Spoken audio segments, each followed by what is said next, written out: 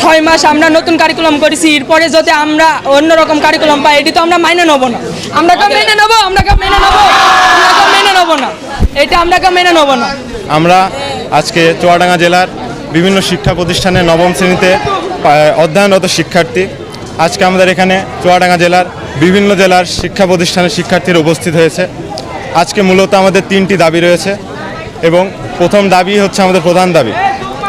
আমাদের প্রথম দাবি হচ্ছে আমাদের নবম শ্রেণীর বার্ষিক পরীক্ষা বাতিল করতে হবে। দ্বিতীয় দাবি হচ্ছে আমাদের এই 2025 সালের 1 জানুয়ারির মধ্যে আমাদের দশম শ্রেণীর পাঠ্যপুস্তক নতুন কারিকুলামের বই পাঠদান করছি এবং সেই বই অনুসারে আমাদের এসএসসি প্রশ্ন হবে না কিংবা সেখানকার কোনো পরীক্ষার মার্ক সেখানে যুক্ত হবে না।